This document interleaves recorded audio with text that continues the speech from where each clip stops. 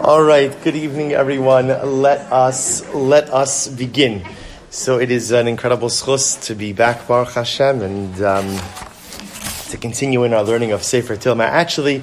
I had a thought for a moment tonight to maybe go ahead and actually do something related to Asara B'Teves, given the fact that it is often a very overlooked fast day in terms of the deeper meaning and profundity of the day. But again, given the fact that we have to make up some ground in Sefer Tehillim, we're going to go further. So what I'd like to do tonight is, Emir Hashem, begin Perek Tes, chapter 9. Again, as I'm kind of going back and looking over Sefer Tehillim, for some reason, there are holes in the shiurim that I've given over the last number of years, and for some reason, it appears that I never went ahead and taught Perek Tes, and taught chapter 9 in Sefer Tehillim. So, Emir Hashem, we're going to begin this particular kapitel this evening, and we're going to spend a couple of weeks on this kapitel. And the reason we're going to do that is because, as you're going to see, there are a couple of really incredible dramatic themes in this, and a couple of very well-known psukim in this as well that we're going to focus on. But let's first get a general overview of the kapitel. If we take a look at number 1, so David HaMelech writes, Lam natseach al mus labein mizmor leDavid. So already we know that this is going to be a good kapitel, because from the first pasuk we already have no idea what David HaMelech is talking about.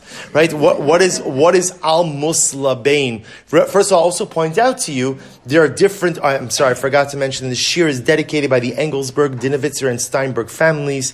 Le'ilui nishmas harav Yitzchak David ben Meir Ari Yizichron Levracha. We hope that in the merit of our Talmud Torah, the Neshama will have an aliyah, and the family in Nechama.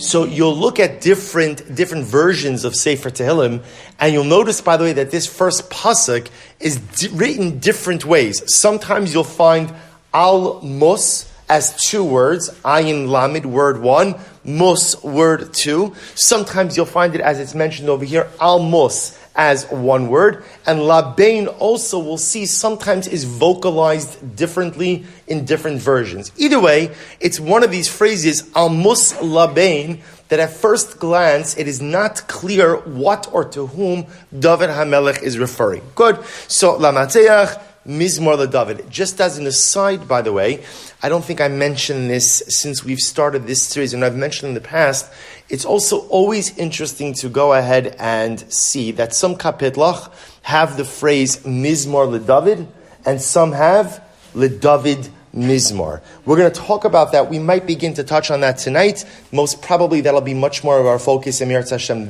next week. But whether you see Mizmor leDavid or leDavid Mizmor fundamentally sets the table differently for the particular kapitel. Okay, and what does David HaMelech say? O da Hashem b'chol libi. Quite a beautiful beginning. I thank HaKadosh Baruch Hu with all of my heart. Asapra kol niflosecha, and I will go ahead and tell all of your wonders. Esmecha ve'eltza bach azarma shimcha. So the truth is, this kapitel seems to be really nice, because it seems that the tone is what? Upbeat, happy, right? David HaMelech is rejoicing, he's thanking. Now, why is he so happy? Pasuk Dalid, B'shuv oivai achar yikashlu v'yovdu mipanecha. When my enemies draw backward, they stumble and are destroyed from before you. Ki asisa mishpati vidini yashavta lekisei shofei. David HaMelech says, HaKadosh Baruch Hu, you were the judge. You visited justice upon those who persecuted me. Ga'arta goyim ibarata rasha. So you look on, the rest of the kapitel is actually quite amazing. That whereas up until this point, a number of the kapitel we spoke about, we're speaking about David HaMelech contending with his enemies. David HaMelech was always speaking as the underdog. Right? He was always speaking as the persecuted individual. And while it's true that the greatness of David HaMelech is the ability to pull out the seeds of optimism, even in the midst of difficult and trying circumstances, the theme was often one of David feeling beaten down.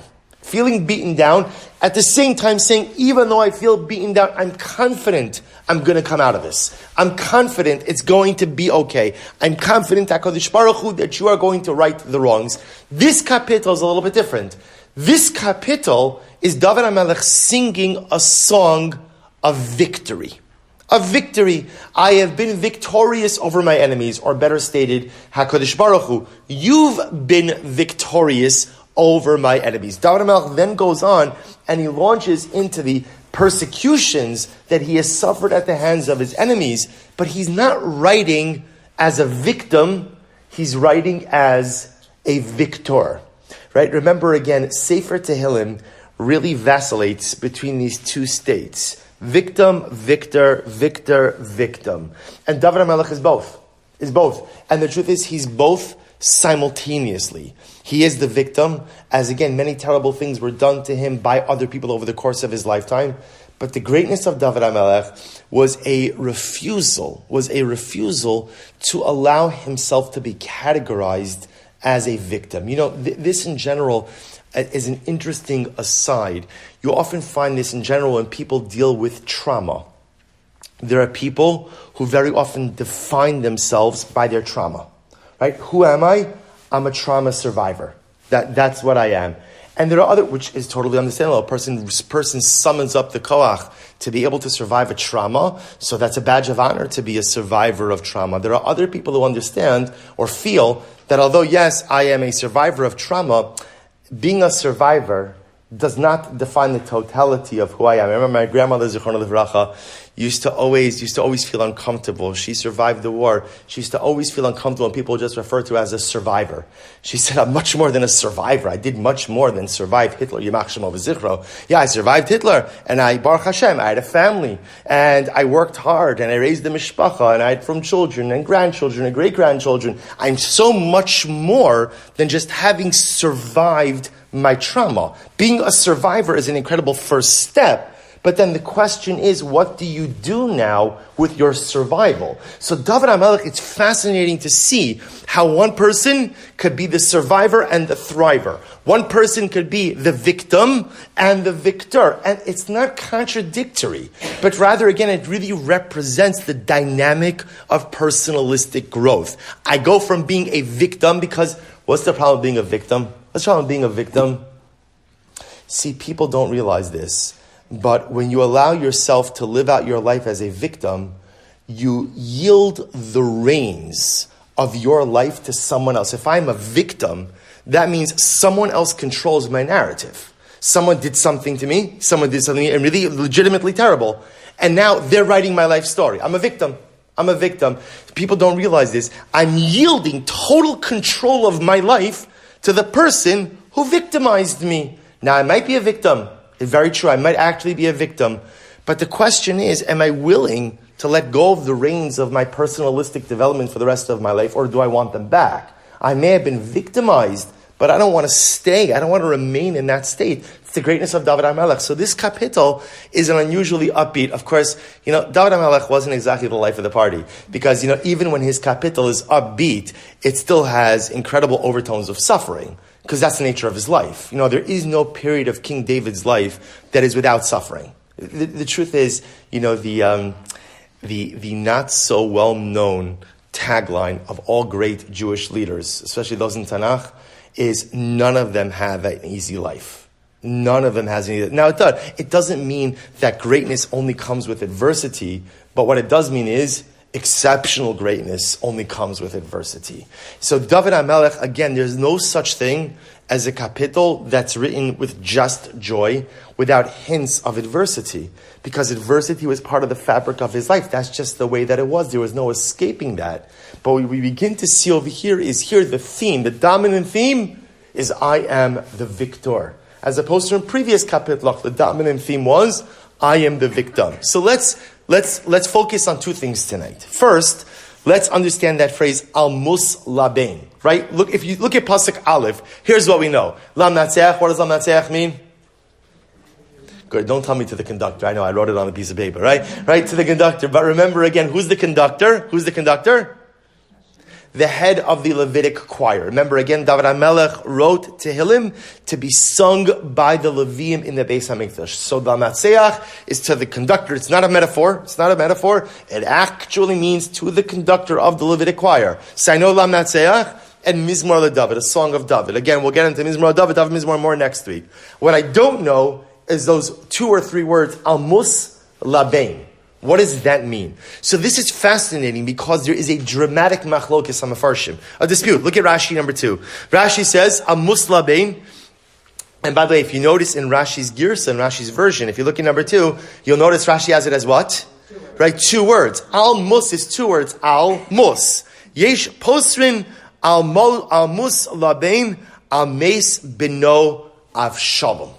You know, one of the other very dark chapters in David HaMelech's life was the rebellion of his son Avshalom. Right? Avshalom rebels against David HaMelech, and in a brutal rebellion, David HaMelech refuses to fight his son. Instead, what does he effectively do? He pretty much abdicates the throne. He packs his bags, he leaves Yerushalayim, even though his generals are telling you have to fight. You have to fight. This is your throne. This is your people. This is your nation. David HaMelech will not fight against his son. He chooses to flee. Not out of fear. But David HaMelech was not going to raise a sword against his son. Well, you know the story. Ultimately, Avshalom is killed by David's generals. Right? Avshalom is killed. So Rashi says, first opinion says, it's incredible, Lam Natseach al-mus labein, a song for the conductor when the son died. The son being a reference to Avshalom. Rashi says, however, v'lo yitachein mipnei omro labein v'lo omar habein ve'ein lo b'mizmor eidos v'zikaron la'ametz zeh. So Rashi says, but it doesn't make sense. I'll tell you why it doesn't make sense. First of all, on the most basic level, why doesn't it make sense? Why doesn't it make sense? From a parental perspective, why doesn't it make sense? David HaMelech is not singing a song after his son died. Right? As much as Avshalom was a threat to the throne, you have to understand something, and this is probably the most important part of understanding David HaMelech. David HaMelech did not need the monarchy. He did not want the monarchy, right? Meaning, the greatest leaders don't want to be leaders. The greatest leaders don't want the power. They don't have an interest in it. So if you gave David HaMelech a choice between being David Malka Mashiach, the king of Am Yisrael, the father of the Messianic line, or having a normal, quiet life, take a wild guess which one he would have chosen. The quiet, normal life. David HaMelech never signed up for any of this. He was conscripted. He was drafted by the Ribbon Shalom. So Rashi says over here, what? David HaMelech was going to sing when Avshalom died? David HaMelech was heartbroken. In fact, amazingly enough, David HaMelech, you know, I'm sure you learned the story in Navi, when Avshalom is killed, the mourning that David HaMelech did. Like, Avshalom b'ni, Avshalom b'ni, Avshalom b'ni. David HaMelech was mourning for this child like he was like the Gadol Hadar. Meanwhile, Avshalom was terrible. Terrible. Right? And David HaMelech was mourning. You know, they say, Rav Chaim Shmulevitz, Yahrzeit was just a week and a half ago. I know that because I was davening in a shul in Yerushalayim. Besides, my sons told me at the Mir they had a whole thing for the Yahrzeit, but amazingly enough, only in Yerushalayim. I'm davening at a shul in Yerushalayim, and the guy gets up for the Amid, and somebody says, that's Rav Chaim Shmulevitz's son. And he had Yahrzeit that night. Rav Chaim Shmulevitz, during Aseret Yemei Tshuva, used to go and daven at Yad Avshalom. Yad Avshalom is the tomb of Avshalom. We know where Avshalom is buried, right? Yad Avshalom, you go down, and people ask him, why are you davening at Yad Avshalom? Avshalom was a Rasha. He says, because if a human father could have so much love and so much compassion and so much empathy for a son who was so bad in so many ways, then my father, the Ribono Shel Olam, could have compassion on me as well. So Rashi says, David HaMelech is writing Lam Natseach. This is a song. This is a celebration. David HaMelech was crushed when Avshalom was killed. Not only that, says Rashi, the kapitel makes no reference of Avshalom. There's no reference to Avshalom in this. So at the end of the day, Rashi rejects that. Fine, that's first opinion, that's gone. Next, V'esh posrin al mus labein naval. Interesting enough, some say labein is the same letters as Naval. Who was Naval? You know the story of Naval, the husband of Abigail, right? Ultimately, again, David HaMelech is on the run. This is even before he officially assumed the throne. He's on the run from Shaul. He reaches out to Naval for help, and Naval rejects him. But not just rejects him, but is very disparaging. They're very disparaging of him. So Naval ultimately again dies. Naval dies. So Rashi says, second opinion is Amus Labein Labain, same letters as Naval. He sang the song when Naval died. So ve'ein mizmar zichron. Rashi says it doesn't make sense either. Why? Because again, there's no reference in the kapitel to Naval. So listen to this. So then Rashi quotes over here. The other possibility is that it's referring to the destruction of Amalek. Last line in number 2. Vayechi b'psikta sha'inyan medaber ba'Amalek garas goyim shemam mochis. Others say Rashi's third opinion is that it's referring to Amalek, and in fact it's referring, again, this kapitel is a metaphor for the future success or the future victory over Amalek. Okay, so Rashi giving 3 different interpretations as Hu Labain. As Radak in number 3 says, listen to this, Lamatzeach amus Labain mizmor l'David, Amru Rava Mefarshim, Ki Amru David al echad me'oivav shemes, Labain is one of David HaMelech's enemies. Minesiche hagoyim v'lachatz es Yisrael ushmo Labain. All right, the Radak says, Lamnatzeach al mus Labain, there was a guy. He was David HaMelech's enemy. He was a Gentile king. His name was Labain. You never heard of him?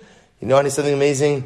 We haven't heard of a lot of David HaMelech's enemies, right? Because at the end of the day, we get a very small sampling in Navi of all the adversity that David HaMelech underwent. So the Radak says, literally, Lamnatzeach al mus Labain. This was a kapitel that David HaMelech sang when he overcame this enemy, this Gentile king, Labain. Okay? Another approach. Look at the Radak. It's just fascinating. Look at number 4, the Radak. Ki Labain hu biyud v'hu Golias. Radak mentions another point, which is that who was Labain? Labain is Goliath. Goliath. Amazingly enough, remember, we'll talk about David and Goliath a little bit more, but the encounter, every part of David HaMelech's life is filled with so much drama and trauma. We think about David HaMelech killed Goliath, right? He killed Goliath. Incredible victory. There's one little important detail to understand. Goliath was David's cousin, right? Remember again, Goliath is a descendant of Arpa, and David is a descendant of Rus. They descend from 2 sisters. They're direct lines, right? Goliath is ben achar ben, son after son from Arpa. David HaMelech is ben achar ben from Rus. 2 cousins faced each other on the battlefield. There is no part of David HaMelech's life, even his victories, that aren't mired in some level of adversity. So an incredible thing. But the Radak says, Labain ultimately again is Goliath. Is Goliath. Good. Rashi comes along finally in number 5 and says a totally different approach. Rashi says, V'omer ani l'nimtza amus Labain, shir zeh la'asid lavo. Rashi here says something so beautiful. Rashi says, I think we're looking in the wrong direction. Everybody is looking to Labain, to understand Labain as referring to a person. A person. Is it Avshalom? Is it Naval? Maybe it's even Amalek. Is it Goliath? Rashi says, I think it refers to something else. Labain, Rashi says, is Lavan, white. White. Meaning what? Listen to how beautiful this is. Number 5. Va'omer ani lamatzeach amus Labain shir zeh la'asid lavo. This song, David HaMelech wrote la'asid lavo, for the Messianic era, for Messianic redemption. Why? What's going to happen in the Messianic redemption? Kisheyislabein yaldusan v'shachrusan shal Yisrael v'tegalet tzidkasam. This is so incredibly beautiful. What is the hallmark of the Messianic era? What's the hallmark of the Messianic era? Labain. Peace, but also inner peace. Labain. We're going to be cleansed. We're going to be cleansed. I just want to point out, this is a double-edged sword. The Gemara says we don't accept converts in the Messianic era. And the reason for that is because in order to convert, right, there has to be a mesiras nefesh. There has to be a sense of self-sacrifice. In the Messianic era, everybody's going to want to be part of the winning team. Right? So there's no converts in the Messianic era. Not only that, even more dramatic. So the Gemara quotes an opinion that says there's no tshuva in the Messianic era. You can't do tshuva in the Messianic era. In other words, why? Because in Mashiach, part of the profundity of tshuva is that bechira, you have free choice. I could choose to do tshuva, choose not to do tshuva. In the Messianic era, there's going to be such a manifestation of the divine that HaKadosh Baruch Hu's existence, the centrality and truthfulness of the Torah is going to be so clear that there's not, almost to a certain degree, that desire to sin is going to be removed. Where if the desire to sin is going to be removed, then by definition there's no concept of tshuva as well, which is why it is so important to do tshuva now. I'm not talking to anyone here, but perhaps you have a friend who needs to do tshuva, right? It is so important. If something is broken, fix it now. Fix it now. Because we believe every day, I believe that Mashiach is coming tomorrow. I believe it with all of my heart that Mashiach comes tomorrow. As much as I want that, I'm like, oh no, I don't want that yet. Because I have stuff I have to fix. And if I don't fix it before Mashiach comes, it's quite possible that I may not have the opportunity to fix it in the same way. Which is why if something is broken, there is literally no time like the present to be able to fix it now, because if I don't take that opportunity and Mashiach comes, certain opportunities for self-elevation and for self-refinement may literally be lost. But in any event, Rashi says over here, Almus Labain refers to the Messianic era. Now listen to this. He says, what's going to happen in the Messianic era? We're going to be cleansed, whitewashed. There's going to be a certain type of almost like purging of the negative, purging of sin in the Messianic era. V'tigalet tzidkasam, our righteousness will be revealed. V'tikar v'yeshuasam she'imcha amalek v'zaro, almos yaldos. So interestingly enough, the way Rashi understands the pasuk is like this. Lam natseach. David HaMelech says, I'm composing a song to be sung in the Messianic era. And what is going to happen in the Messianic era? Almos labain. We will become white, cleansed. Rashi says, almos means like a child. Like a child. That in the Messianic era, we are restored to that childhood purity. To that childhood purity. To that innocence, to that beauty. You know, anyone who gets to spend a little bit of time, it's interesting how adults are always drawn to babies, right? It's something fascinating to see that, and right, even normally very serious and respectable people do like the strangest things, right, around babies. What's the pshat? Why is it that, Rabbi Nachman says so beautifully, why are adults drawn to babies? Because the amazing part is when I say baby, there's a part of me that says, I wish I was like you. I wish I was like you. You're pure. You're pure. You haven't made any mistakes. You haven't messed up anything in life. Everything is in front of you. Everything is in before you. The world is your kosher oyster, right? You could do, and you could be whatever you want. And I don't really believe that about myself. Because I feel like I've kind of, to a certain degree, kind of put myself in a certain corner, in a certain box, in a certain area in life where I don't have all of the options that I used to have. But when you see a baby, and you see as an adult, you see, oh my gosh, your whole life is in front of you. You could be whatever you want. We're drawn to that. So says Rashi something so beautiful. David HaMelech says, you know what happens in the Messianic era? Almos labain. We are returned to that childlike purity. Messianic era is a life do-over. You get to start again. The slate is wiped clean. We are like little children who have an entire life filled with opportunity and possibilities in front of us.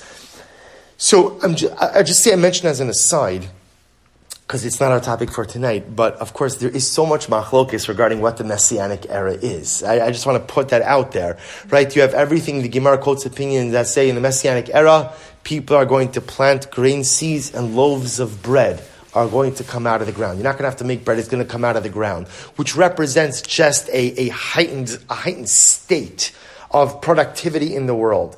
Others say again, everything is going to be supernatural. And then you have the opinion of the Rambam and others who say, Olam kimin hago noheg. No, the world is going to go on like normal. Once there is the Messianic era, everyone is going to recognize the oneness of HaKadosh Baruch Hu. Everyone's going to recognize Am Yisrael's right to Eretz Yisrael, but otherwise, Olam Kimin Hago Noheg, the world will go on as normal. So again, it's not our topic for tonight to get into this, but I'm just pointing out, I don't know where Rashi fits into all this, but Rashi tells us, La Natzech, in the Messianic era, Almos Labain, I will be restored to that childlike whiteness, to that childlike beginning, to that freshness, to that new beginning. Gives us another reason to daven for the Messianic era. Because at the end of the day, who amongst us doesn't want a clean slate? Right? Who doesn't want a new beginning? A real new beginning. A real reboot. A life reboot. Where I could take everything I've learned from all of my mistakes and this time live life a little bit differently going forward. Well, it's another reason to daven for Mashiach. Because in Meretz Hashem, that's what's waiting for each of us. That new beginning, that reboot, that restart, the Almos Labain, the childlike whiteness. That's Pasuk Aleph. So now again, and we're going to see as we go through this kapitel the next couple of weeks, what we're also going to see is how each of the different opinions as to how to interpret Almos Labain see the rest of the kapitel in different ways, right? If you think it's talking about Avshalom, you see this in one way, right? You see that it's talking about Goliath, it's a different way. Depending on who the subject of the kapitel is, will determine ultimately, again, what David HaMelech is saying over the course of the kapitel. But I want to draw your attention to one piece, one more piece for tonight, which is go back to number 1 for just a moment and take a look at Pasuk Beis. Pasuk Beis. David HaMelech writes, O de Hashem b'chol libi, asapra kol niflosecha. Literally, I will thank Hashem with all of my heart. I will tell all your wonders. So struck by this lashon, by this wording of O de Hashem b'chol libi. Meaning, just say O de Hashem. I'll thank you, Hashem. What do you mean I thank Hashem with all of my heart? As opposed to what? As opposed to half of my heart, part of my heart, a third of my heart. In other words, had David HaMelech not said anything about his heart, I would have also understood that he's thanking Hashem with all of his heart. Why does he have to add in that phrase? B'chol libi. So if you take a look at the Radak gives a beautiful interpretation. And the Radak writes in number 6, O da Hashem b'chol libi, ki tishua gedola haisil David uli Yisrael, most Goliath haplishti. So remember, the Radak is going with the opinion that Almos Labain is a reference to the death of Goliath. So therefore says the Radak, after David HaMelech killed Goliath, there was an incredible feeling of salvation. An incredible, almost like a euphoric salvation for Klal Yisrael. Umipnei za'amar b'chol libi asapra kol niflosecha ki akol pela echad yisaper ha'adam ha'peloim ha'acherim sha'avru. The Radak here says something so beautiful. He says in life, when something incredible happens to you, it often opens your eyes to the other incredible things that have happened to you as well. In other words, sometimes as we go through life, we're not so attentive to the dramatic events which unfold all around us, right? So there are beautiful, magnificent things that happen every single day in life, but often I'm just not really attentive to them. But then what happens? Something incredible happens, which forces me to stop, pause, reflect, internalize. And then I begin to see how many incredible things are really happening all around me all of the time. You know where I think often we experience this? It's not necessarily the right way to experience it, but I think it's true. Sometimes what happens is like a person has chas v'shalom, like a near-death experience, right? A person was almost in an accident. A person realized, wow, I was just saved by HaKadosh Baruch Hu. Something amazing happened. And then what happens? It opens my eyes to all of the beautiful brachos all around me. The problem, of course, what often ends up happening is it wears off after about 4.5 hours, right? That's the problem. But you feel that way. Something amazing happens, forces me to stop, contemplate, pause, internalize. Wow, HaKadosh Baruch Hu, you did something so amazing for me. And suddenly, my eyes are open. Says Radak, that's what David HaMelech is saying. Oda Hashem b'chol libi. David kills Goliath. Remember again, shouldn't have happened. Shouldn't have happened. A nes nigla, right? An absolute profound miracle. Young David, who is not a trained soldier, all he's armed with is his slingshot, his smooth stones, and somehow he is able to go ahead and kill the mightiest warrior on the face of the civilized earth. How does that happen? That is a miracle. So David HaMelech says, HaKadosh Baruch Hu, now that you performed this miracle for me, Oda Hashem b'chol libi. I'm filled with such gratitude because I realize all of the things you do for me. And I guess I should have realized them earlier on. And I guess I should have been a little bit more attentive earlier on. But human nature is we tend to just get kind of caught up in the flow of life and don't think about all the beautiful things that are happening around us. But when something forces us to stop and reflect, suddenly I begin to appreciate and understand all of the things that are happening around me. But perhaps there is another interpretation of that b'chol libi as well. And I think to understand this, we're going to look at a dramatic episode from the parasha. If you take a look, remember again, this week we have the incredible privilege to be Parshas Vayechi. We are concluding B'Sha'a Tova U'Metzlachos Sefer Bereshis. And Parshas Vayechi is really not just the end of a sefer, it's the end of an era. Right? Remember again, with the close of Chumash Bereshis and the Parshas Vayechi, so the narrative of the Avos and the Mos, the patriarchs and the matriarchs, comes to an end. Right? That story, their stories are done. We transition from the stories of individuals to Sefer Shmos, which is the book of the collective. It's the story of Am Yisrael, right? Bereshis is not the story of the Jewish people. Bereshis is the story of heroic individuals, Avos and Imos. Shmos is the story of the birth of a nation. So something amazing happens here. So remember what happens in Parashas Vayechi. So it's important to have a little bit of context. The Gemara says that up until Yaakov Avinu, no one ever got sick. Right? How would people die? The Gemara says how people die? They would sneeze. Right? They would sneeze, then the neshama comes in through the nose, then the neshama would leave through the nose, and that's it. That's how you would leave this world. You would sneeze, and that would be it. That'd be it. Yaakov Avinu davened for illness, which sounds strange. Why did he daven for illness? He said, HaKadosh Baruch Hu, it's important for people to know when the end is near. This way, they can get their affairs in order. Because if people just die, right? And that's why we see this sometimes. Rahman al-Itzlan, when someone passes away without quote-unquote notice, right? A sudden death. It's tragic on so many levels, but part of the tragedy is the inability to say goodbye, right? The inability to kind of tie off or, close out one's affairs. But so Yaakov Avinu daven, let there be illness, let there be sickness. A person should know that they're dying, so that this way they could go ahead and get their affairs in order. And that's why it sounds strange, but when a person has illness and they know that the end is coming, there is a certain bracha in that, right? A bracha for a family to get to say goodbye to a loved one, and a bracha for the person to get to say the things that need to be said and to do the things that need to get done. There is a bracha in illness before death. We often don't think about it like this, but there is truly a bracha in this ability to kind of close out life by saying and doing all the things you need to do. And the paradigmatic example of this is Yaakov Avinu. Yaakov Avinu has an unusual story, because remember again, what does Yaakov Avinu do? He speaks to each of his sons, delivering to each of them an individualized message from his deathbed. He finishes giving them the message. What does he do? Right? He lays down, closes his eyes, and he passes away. So in one of these exchanges, so before Yaakov gets to the brachos with his sons, there is a very interesting exchange with Yosef. This is number 7. Torah says, Vayechi achar dvar ma'ila, vayomer Yosef hine avicha choda.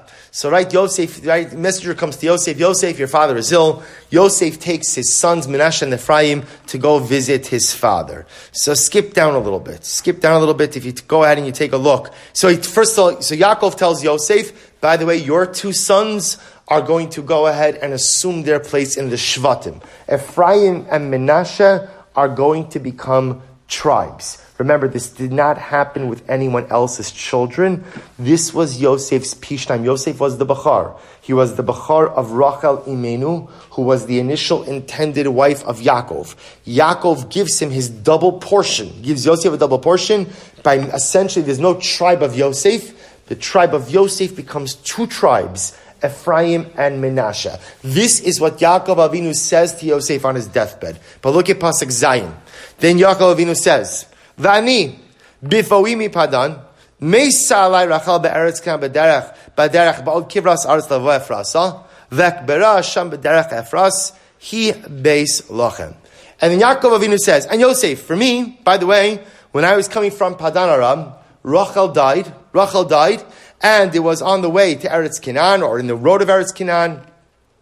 There was still a stretch of land to come to Ephras, and I buried her there on the way to Ephrat, which is in Beit Lechem. In Beit Lechem, buried her again on the side of the road. It's actually incredible. Last week, we had the incredible zechus to be in Kever Rachel, and actually, again, we got to do something that I never had the opportunity to do before, which is we went to the roof, to the dome of Kever Rachel, which is really incredible. So this is like the ancient dome of Kever Rachel. So we had the great zechus to be able to go there. It's actually amazing because we went to an army base beforehand where they monitor all the cameras in the vicinity, and I decided, you know what, I always ask if I go up to the dome, and the answer for 30 years has always been no, because again, it's Beis Lechem, it's not exactly a friendly area. But they were checking the cameras in the regions, and they said, okay, if you go now, you could go up to the roof. So we literally, again, went from the army base right to the dome of Kever Rachel. And my daughter, who I'm going to embarrass, Nechama, we were supposed to be in Eretz Yisrael for a bas mitzvah last year, but that didn't work out because of the pandemic, had the great zechus to do hafrashas challah on the dome of Kever Rachel. The dome of Kever Rachel. And at least the person who told us was the first time there was ever hafrashas challah done on the dome of Kever Rachel. So, an incredible and overwhelming zechus. So Yaakov Avinu says to Yosef, I buried Rachel on the side of the road. So, okay, right. And by the way, I want to point out, remember, now Kever Rachel is in the middle of a city. Right, it's in the middle of Beis Lechem, which again, you don't see Beis Lechem when you go to Kever Rachel because of the concrete walls that are there. But it's in the middle of a city. When Yaakov Avinu buried Rachel in what became known as Kever Rachel, it was the middle of nowhere. So Yaakov Avinu says to Yosef, by the way, when I was coming back from the house of Lavan, Rachel died in childbirth, and I buried her on the side of the road. Okay, so the Mefarshim scrambled and said, what's going on over here? It has nothing to do with anything.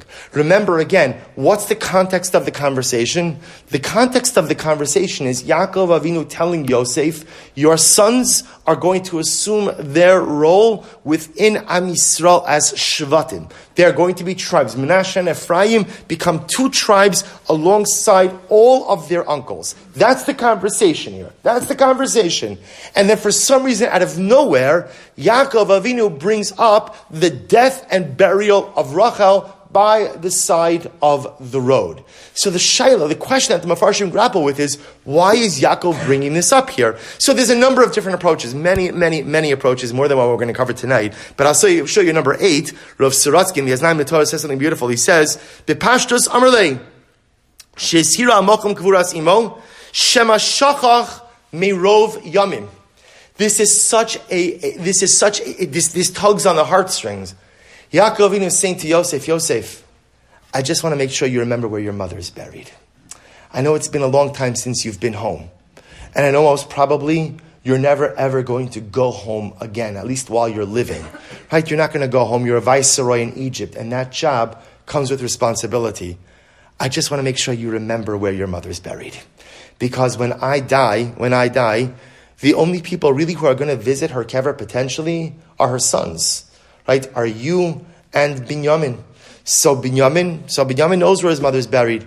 But Yosef, just want to make sure you know where your mother's buried. And he says, Shema shachach meirov yamim. Yosef, you've been gone for over 2 decades. Do you remember where your mother's buried? V'acharei misas Yaakov lo yes mi lishol. And Yaakov says, Yosef, when I die, there will be no one to show you where the grave is. So there's so much profundity in this, because what you see according to Aznaim Torah is Yaakov Avinu wanting desperately to make sure that his beloved Rachel is never forgotten. My other sons aren't going to Kever Rachel, right? Because Rachel's not their mother. And in fact, remember again, there was difficulty in the relationship between Rachel and Leah, right? And there was animosity between the children of Rachel and Leah. So Yaakov Avinu says, what's going to happen when I die? Is anyone going to remember Rachel?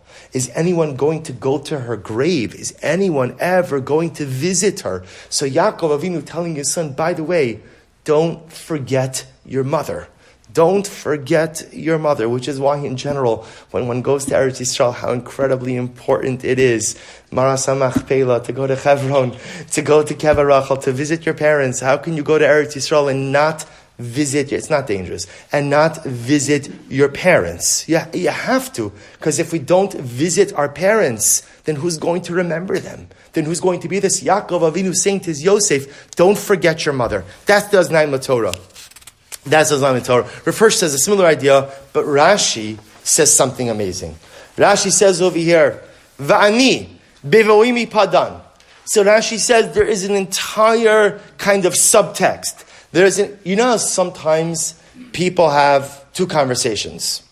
There's the conversation that we're talking about, and then there's the conversation we're not talking about, but we're still talking about. So Rashi says there are two conversations happening over here. Conversation number one is right beforehand. Yaakov Avinu says to Yosef, when I die, I don't want to be buried in Egypt. I want you to take me to Maras HaMachpelah. Right? I want you to take me back to the cave of the patriarchs. I want you to bury me in Hebron. I want to be buried alongside my father and my mother, my grandfather and my grandmother. That's where I want you to take me. So Rashi says, Yaakov says to Yosef, look at this, number 9. And even though I'm asking you a big to-do to take me back to the land of Canaan and bury me there, and I know I didn't do this for your mother. I didn't do this for your mother. Yaakov says to Yosef, I know I'm asking you to do something for me that I, Yaakov, did not do for my own wife, did not do for Rachel. And what happens? Skip down a little bit. Vek bera Hasham, 4 lines up from the bottom of number 9. So Yaakov says, Yosef, I'm asking you to take me, and by the way, it's a big to-do. It's a big to-do to take Yaakov Avinu's remains from Egypt to Hebron, to bury Maras HaMachpelah. It's a big to-do. And Yaakov Avinu says, you know what? And I know I'm asking you to do something that I did not do for your mother. I didn't even bring Rachel into Beis Lechem proper. I didn't actually even bring her into the city. I buried her by the side of the road. V'yadati sheyesh belibcha alai taromes. And Yaakov says to Yosef, I know that you're angry at me. Yaakov says to Yosef, I know you're angry at me. I know that you have kindness against me. I know that you're braggis with me. I know you have complaints against me. And I know you're thrilling, Yosef, you're thinking to yourself, what a chutzpah. What a chutzpah. You're asking me to take you to Maras HaMachpelah. Sure, you want a nice burial, something mechubad in the place of your ancestors, Maras HaMachpelah. Oh, great. You put my mother by the side of the road. You put my mother in an unmarked grave by the side of the road. So Yaakov Avinu says to Yosef, I know you're upset at me. I know you're upset at me because I'm asking you to do something that I did not do for your mother. But Yaakov Avinu goes on and he says, Vida avalda, shal pia dibor kafarti Hashem, shetehei le'ezra lebaneha, sheiglu osan levudzaran. But Yaakov Avinu says to Yosef, please understand, I buried your mother by the side of the road for a very important reason. See, right now her grave looks like it's in the middle of nowhere. But fast forward a little bit in Jewish history, that when the first Beis HaMikdash was destroyed, and the Jews are being led out, chained and shackled, by Nevudzaran Rabbat Tabachim, Nevudzaran, the chief butcher of Nebuchadnezzar. Nebuchadnezzar unknowingly leads them past the grave of Rachel Imenu. And Rachel Imenu sees her children being led out, chained and shackled. And that's when it's Rachel Mevaka al Baneha. Rachel Imenu comes and she cries for us and she advocates and she pleads. And HaKadosh Baruch Hu says to Rachel Imenu, Mini kolech mi bechi. Rachel, stop crying. Stop crying. Yesh schar lepu'ulaseich v'shavu banam legvulam. I promise you, I'll bring your children back home. So Yaakov says to Yosef, I know you're upset at me because you think I gave your mother a very unbefitting levaya. and a very unbefitting kavura. And here I am asking for all this kavod for myself, to be buried in Marasa Machpelah in an ancestral plot, and I buried your mother in the middle of nowhere. It's only the middle of nowhere now. But when her children need her most, her burial place is going to be the most important somewhere. It is on the road out of Eretz Yisrael. B'tseisi mi Yerushalayim, like we say in the Kinos. When we left Yerushalayim, broken and battered, chained and shackled, we walked by the grave of Rachel Imenu. And it was then and there that she was able to go ahead and advocate for us. The Sforno says something a little bit different. The Sforno says, but something similar, but a little bit different. The Sforno says, same idea. Yaakov Avinu says to Yosef, Yosef, I know you're upset at me. I know you're upset at me. I know you're upset at me. Because at the end of the day, I'm asking for all of this covenant in my burial, and I gave none of it to your mother. But Yosef, I want you to understand why I buried your mother in the middle of nowhere. Look what the Sforno says. This is incredible. Second line, number 10. Teikef. Kishanasasi me'osa mokum shaya dvara kel yisbarach elai. Ba'odi b'derech ter megi lebeis lechem v'ekbera sham. So Yaakov Avinu says to Yosef, you have to understand something. We had just come back from the house of Lavan. We were back in Eretz Yisrael. Rachel and I, together with Leah, all the kids, getting ready to restart our life. And then, in what should have been a moment of incredible joy, the birth of a child, Rachel died. And look what Yaakov says. V'kol kach gavra alai, tirdasi va'avelusi. Yaakov Avinu says to Yosef, I was so overwhelmed by my grief. Shelo koach laholicha lebeis hakvaros. I did not even have the strength to take her to a proper cemetery. I was so overcome with grief that the only thing I could do is bury her where she died. I didn't even have the koach to be. I was so overcome, so paralyzed and immobilized and overcome with grief and with pain that I couldn't do what I was supposed to do. I know what I should have done. Maybe I should have taken her to Marasa Machpelah, to Chevron. Or if I couldn't take her to Chevron, again remember, Beis Lechem is not far from Chevron. If I couldn't take her to Chevron, at least I should have buried her in the city. I should have buried her in a cemetery in Beis Lechem. But I was so overwhelmed and overcome by grief that I could not do what I should have done. I know what I should have done. But Yosef, I'm telling you, you don't understand it because you never lived through it. In that moment, I couldn't do it. I didn't have the koach. I didn't have the ability to do it. And he goes on, he says, Ve'ein safek, ki me'az haya libi chalal b'kirbi. Yaakov Avinu says something, it's so heartbreaking. He says, I just want you to know, from the moment your mother died, I was a shell of a person. I was never the same after her death. V'lo shalat od bi yetzahara, v'nechlasha ta'avasi, v'lo nishar bi koach laholid banim. I had no desire to remarry. I had no desire to go ahead and have more children. Because when your mother died, a huge piece of me died along with her. So what you see is something amazing. Both according to Rashi and the Sforno, the underlying narrative is the same, which is Yaakov Avinu telling Yosef, I know you're upset at me. I know you're upset at me. Now, what is this doing here? So remember again, you have to understand, Yaakov Avinu is saying to Yosef, Yosef, incredible news. Menashe and Ephraim, Kiruvein v'Shimon Yuli. Menashe and Ephraim, they become like tribes. Incredible, right? And you expect Yosef to see, yeah, Dad, excellent, incredible, fantastic. What's Yosef's reaction to the great news? What's Yosef's reaction? You can see it, by the way, you don't have to guess. Right? What's Yosef's reaction when his father tells him, Ephraim and Menashe are going to be like the tribes? What's Yosef's reaction? Nothing. There's no reaction. Now, by the way, there might be no reaction for a couple of reasons. If you're Yosef, you might be thinking to yourself, please don't play favorites. Please don't play favorites. It did not work well the last time. Let's not do this again. Right? That's possible. It's also possible that it just wasn't derech eretz to react. Yaakov Avinu interprets Yosef's silence as anger. I got it. You're angry at me. I just told you something amazing, that your sons, by the way, and that is big news, right? Somebody were to tell you your kids, right? People, I mean, there are many people who think that their children are like Shvatim, right? But, but again, right? Imagine for a moment, again, you're told your children are going to become part of the 12 tribes, the Shvatim, the Shivtei. Incredible. Acknowledge, a thank you, a shkoyach, a great, hatzlacha, something. Silence. Yaakov Avinu interprets it. You're angry. And I know why you're angry. And that's why he launches into the whole discussion. I buried Rachel by the side of the road. See, here's what's amazing.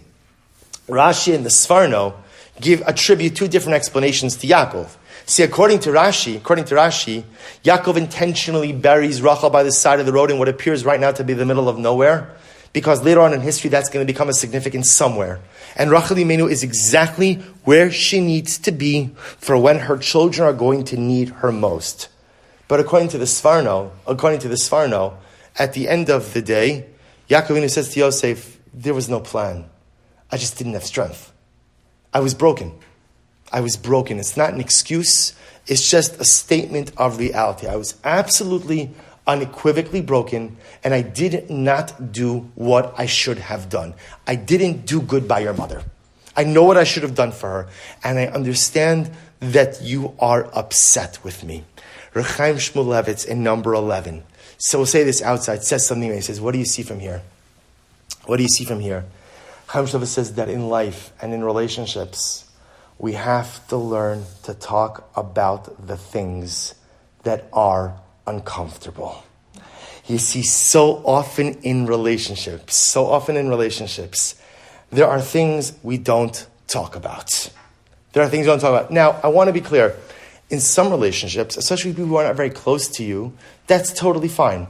There could be things you don't talk about. That's okay. And sometimes, again, in order to keep shalom, we have to not talk about certain things. I think every family has that dynamic with some people, right? There are certain things we just don't bring up because coexistence and even a superficial shalom is better than no shalom at all.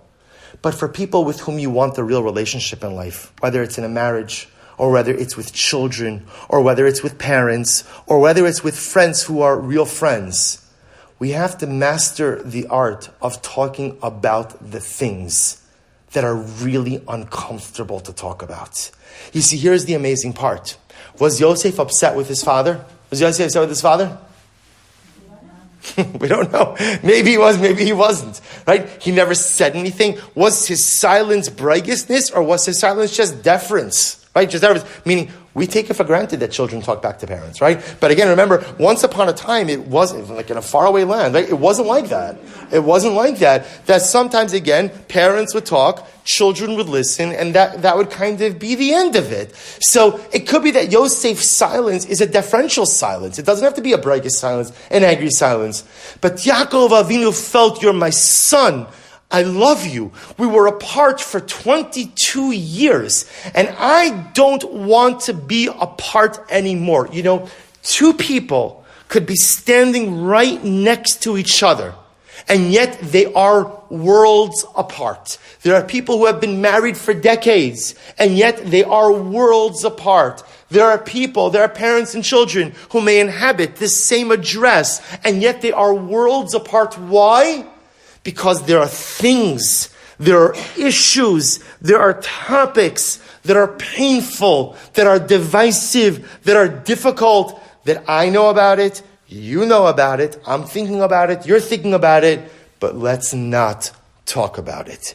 As if somehow, if we don't talk about it for long enough, it'll just magically disappear, right? And one day we'll wake up and all of the painful issues will be gone and everything will be perfect. But of course, the more time that goes by that we don't talk about the painful things, the more painful they become.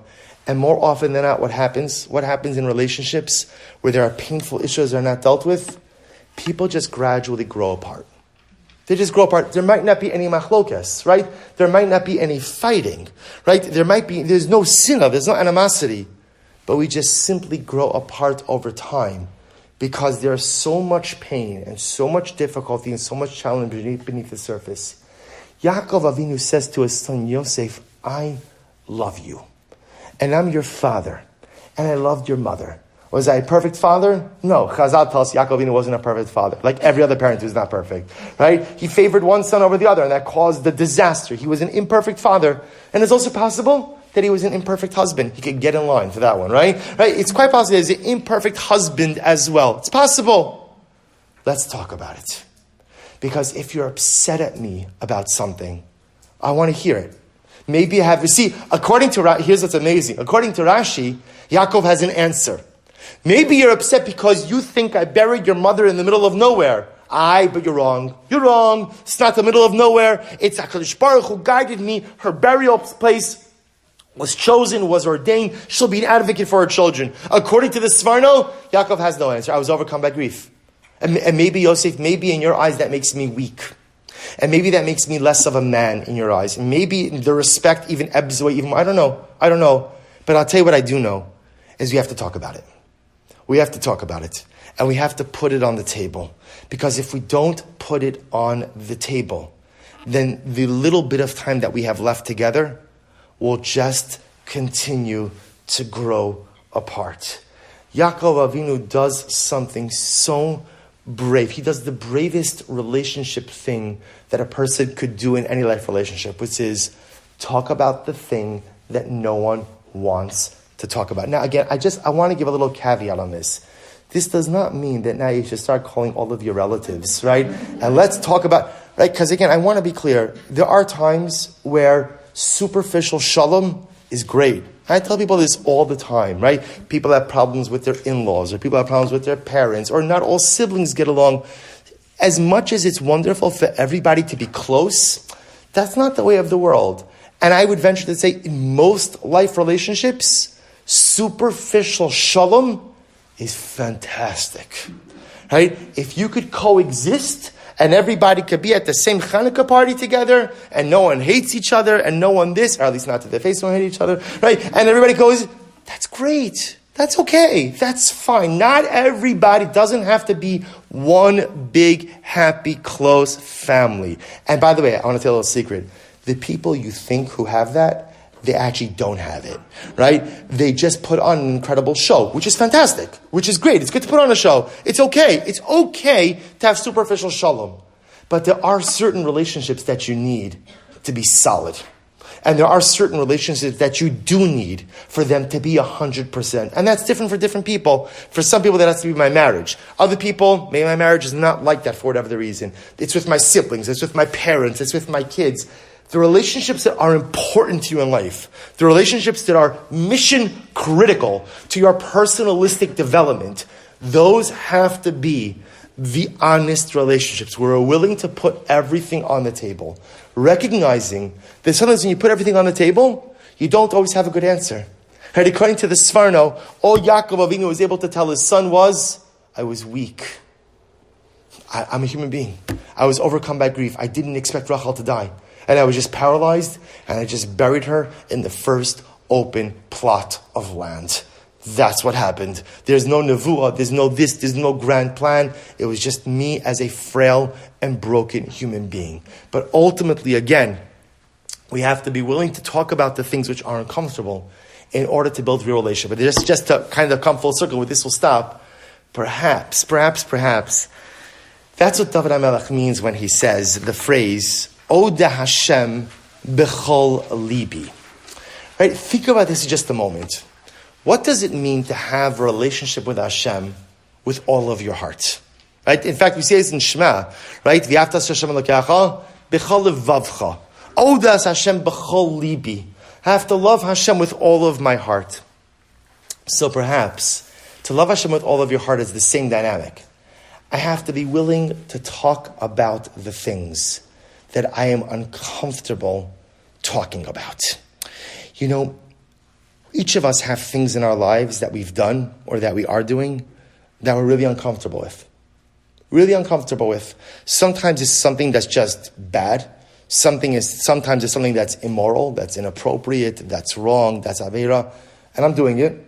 And I know that and I don't talk to HaKadosh Baruch Hu about that because I'm uncomfortable bringing that up. I'm uncomfortable to bring it up. Now, of course, the irony of that is, he knows it anyway, right? He knows it anyway. But I'm not really willing to bring it up. I'm not really willing to bring it up. I will tell you, I had this epiphany when I was in Eretz Yisrael, that I had a particular moment where I felt that for the first time in a very long time, I was 1,000% transparent and honest with the Ribono Shel Olam. And it is liberating. It's liberating to not forget about just talking about the things that I need. Tomorrow morning is our tefillah class. We'll speak about again the dynamic of tefillah and how I do a tefillah. But when was the last time I actually had an open, transparent conversation with HaKadosh Baruch Hu? Moshe, I'm put it on the table. I know you know, but I'm going to tell you what I did. I'm going to tell you what I'm doing now, and I want to tell you what I've done in the past. Because I've got a lot of things that I've done in my past that I don't like to think about that I did. I don't like to talk about it because I'm uncomfortable with it. I'm just uncomfortable about it. And the truth is, it's not me anymore. But I want to put it all on the table. Because as long as there's something that's simmering beneath the surface, as long as there's something that's unsaid, the relationship is stunted. Yaakov Avinu teaches us that if you want to be close to someone, you have to be willing to talk about the things that are uncomfortable. And David HaMelech says, Oda Hashem b'chol libi HaKadosh Baruch Hu. I want to talk to you, and I want to love you with all of my heart. And what that requires of me is to put everything on the table. And to even talk about the things that I am uncomfortable talking about. And by the way, it's the same thing in a relationship with ourselves. Right? The only way to have a real relationship with yourself is to be honest. And I know it sounds obvious, but if we're honest, how many of us are really honest with ourselves? Right? How many of us are really honest about who we are, where we're holding, what we're doing? You see, the irony is we're often guarded even with ourselves. There are certain things about me that I don't want to talk about with me. There are certain things about me that I don't want to talk about with God. I'm not talking about other people right now. I don't want to talk about it. And David HaMelech teaches us, Yaakov Avinu teaches us, if you're not willing to be open with you about you, and you're not willing to be open with you to HaKadosh Baruch Hu, then by definition I can't have a beautiful relationship with Hashem, and I can't have a beautiful relationship with myself. Oda Hashem b'chol libi. If we want a relationship with others, if we want a relationship with HaKadosh Baruch Hu, and if we want a relationship with ourselves, we have to be willing to talk about the uncomfortable things. And I will tell you, just having experienced a moment like this not so long ago, it feels like 1,000,000 pounds are lifted off your shoulders. Because often we project an image to ourselves that's not the real me. It's not the real me. I'm not really owning certain things that I do and certain things that I have done. And same thing in my relationship, I put so much energy into perpetuating a persona, perpetuating an image to other people, to HaKadosh Baruch Hu, to myself. It's exhausting. But when I'm actually honest, like Yaakov Avinu, and I put everything on the table, then suddenly again, I know the real me. And if I can know the real me, I can advance and better this me. And suddenly I have an open and honest conversation with HaKadosh Baruch Hu. And suddenly I have an open and honest marriage. And I have an open and honest relationship with my children and with my parents and with my friends. This was the model of Yaakov Avinu. Find the courage to discuss the uncomfortable things. This was the Oda Hashem b'chol libi. But whereas Yaakov Avinu did it with a child, David HaMelech teaches us to do it with our loved ones, to do it with ourselves, and to do it with HaKadosh Baruch Hu. We'll stop over here for tonight. In Miras Hashem, we will continue with Parak Tes. We'll probably spend another 2 weeks in Miras Hashem on it. And again, tomorrow morning is our second installment in the Tefillah Shir. What time do we start? 10 o'clock? 10 a.m. tomorrow morning in Miras Hashem.